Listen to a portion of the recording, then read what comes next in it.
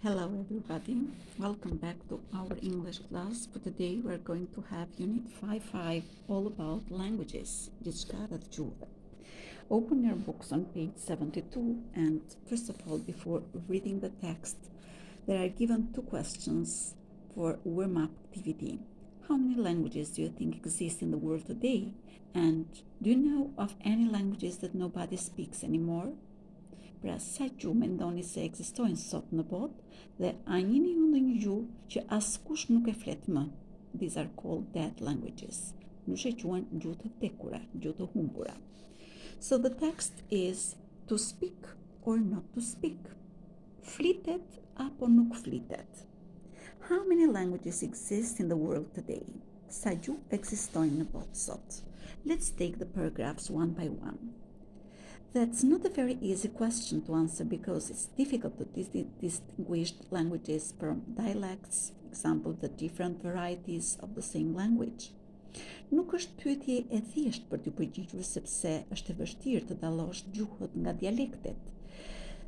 Do të thotë mënyrat ose variantet e ndryshme të të njëjtës gjuhë. Academics estimate that there are 6,000 to 7,000 languages in the world today.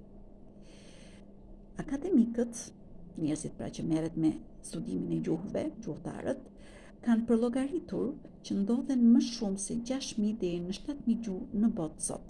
However, about 96% of the world's population speaks only about 4% of these languages. Gjithsesi, 96% e popullsisë së botës flet vetëm 4% të këtyre gjuhëve. Some languages have millions of speakers and Chinese has over 1 billion.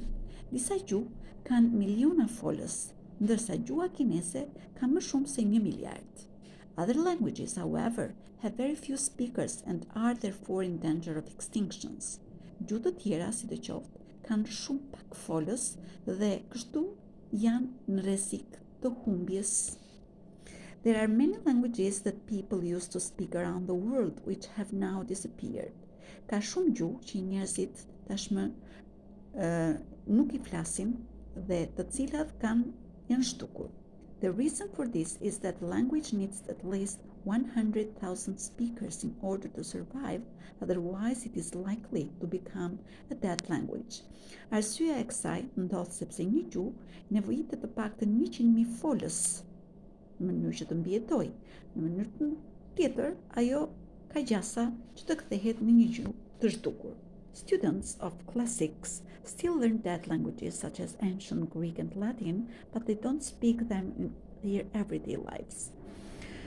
Studentët e gjuhëve klasike akoma vazhdojnë të mësojnë këto gjuhë, siç është për shembull greqishtja e lashtë apo gjuha latine, por nuk mund t'i flasin në jetën e tyre të përditshme.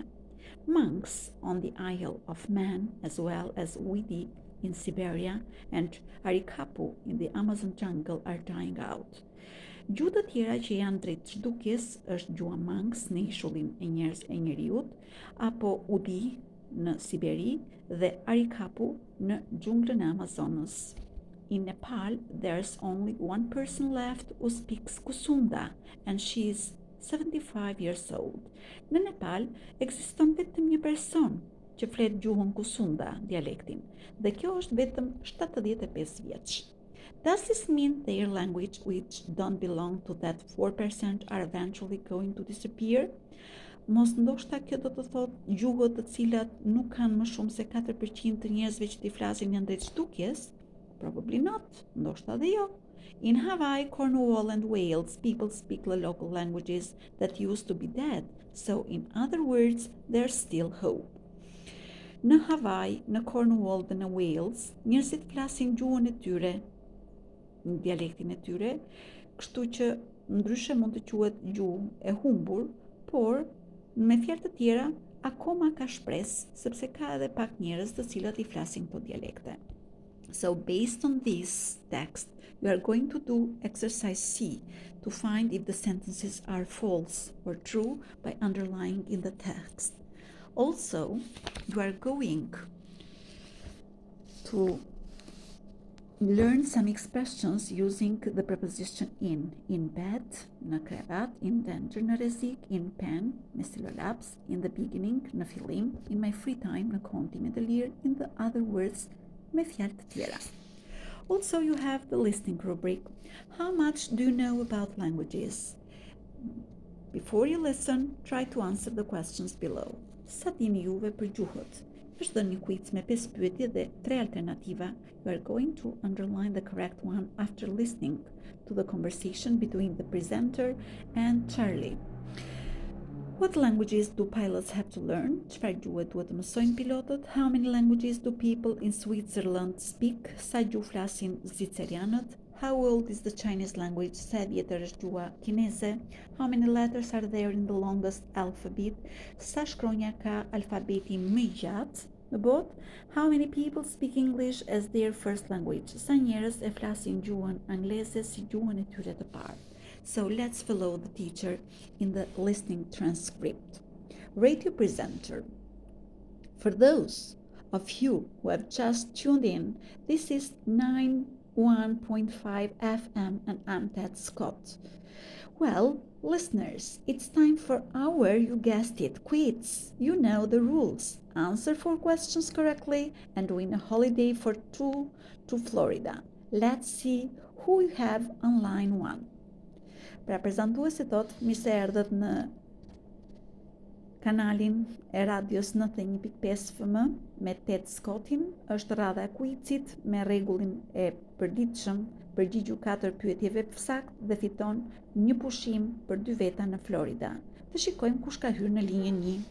Charlie. Hello Ted, I'm Charlie. Përshëndetje Ted, jam Charlie. Hi there Charlie, how are you feeling today? Ç'kemi Charlie, si ndihesh sot? Very lucky Ted, me shumë fat Ted. Great, let's start, shall we? Shkëlqyshëm, le të fillojmë apo jo? Question number 1. What language do pilots have to learn? French, German or English? Pyetja e parë, çfarë gjuhë duhet të mësojnë pilotët? Frëngjishten, gjermanishten apo anglishten? Charlie. That's easy, shumë e thjeshtë. Every pilot has to speak English. It's the language of the skies, so to speak. Të gjithë pilotët duhet të mësojnë anglishten. Kjo është gjuha e qiejve. Ata këtë flasin. Right you are, Charlie. Shumë sakt, Charlie. On the next question, how many languages do people in Switzerland speak? 2, 3 or 4? Pyetja e radhës, sa gjuhë flasin zvicerianët? 2, 3 apo 4? Let me see. Më lërë të mendohem pak. They speak French, German, that's 2, and Spanish, I think. No, Italian. Yes, that's right. So it's 3. Pra flasin gjermanisht, frëngjisht, më duket dhe spanjisht, jo thot, italisht, pra i bie 3. You forgot one language, I'm afraid. Harove një gjuhë, më vjen keq. They also speak Romansh in Switzerland. Flasin rumenisht në Zvicër. But don't worry, answer the next 3 questions, mos u shqetëso përgjigju 3 pyetjeve të tjera, and you can still go to Florida dhe akoma vazhdon me shansin për të shkuar në Florida. Question number 3. Dalim në pyetje numër 3. How old is the Chinese language? Over 200 years old, over 300 years old, or over 400 years old? Tash të dalim në pyetjen 3. Sa e vjetër është gjuha kineze? Mbi 2000 vjet, 3000 vjet apo 4000 vjet? That's a tough one. Kjo është vështirë. It can't be 2000 years. It's definitely not 4, so it's over 300. 3000. Correct. Pra, s'mund të jetë 2000, definitisht mbi 4000 jo, kështu që i bie mbi 3000. Sakt. 2 more questions to go. Dhe 2 pyetje. Hang in there, Charlie, qëndro në linjë. Question number 4. How many letters are there in the longest alphabet? Sa shkronja ekzistojnë në alfabetin më të gjatë të gjuhës në botë? 26, 26, 32, 32 or 74 apo 74? There are 26 letters in the English alphabet. Alfabeti angles ka 26 shkronja, and I doubt it's the longest. Nuk besoj se është më i gjati. 32, no, that doesn't sound right. 32 shios më duket e vërtet të duhur. I'll go for 74, kështu që mendoj 74. Great thinking. Gjetje e duhur. There are 74 letters in the alphabet of Khmer, the language of Cambodia. Po, ekzistojnë 74 shkronja në alfabetin Khmer, gjua e Kambodjes. The Russian alphabet has 32 letters, kurse alfabeti rus ka 32 shkronja, and 3 correct answers. And now for the last question. Dhe kështu je përgjigjur 3 pyetje të sakta, dalim në pyetjen e fundit. How many people speak English as a first language? Sa njerëz në botë e flasin anglishten si një gjuhë të parë? About 2 million, 4 million or half a billion? 200 milion, 400 milion apo gjysmë miliardi, që i bie 500 milion. Let me see, it could be about 400 million, but I'm not sure. Mundet të jetë 400 milion, por s'jem sigurt. I don't think it's about 200 million, 200 milion jo. That's not enough, nuk është mjaftueshëm, I don't know, këtë se di. 400 or 500 million, 400 apo 500 milion. I say about 500 million. Besoj se do të jenë 500 milion. I'm sorry, Charlie. Më vjen keq. That was unlucky guess. Ishte një gjetje jo e dur. The correct answer is about 400 million. Përgjigjja saktë ishte 400 milion. I guess you won't be packing your bags after all. Më vjen keq, por nuk duhet të bësh gati bagazhet pas gjithë kësaj. Better luck next time. Pat shpat herës tjetër, and now for that's all enough. So you are going to circle the correct answers, and here you have speaking. There are given 4 questions which you are going to answer as a class work.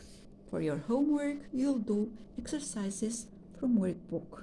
Thank you for your attention. See you next time.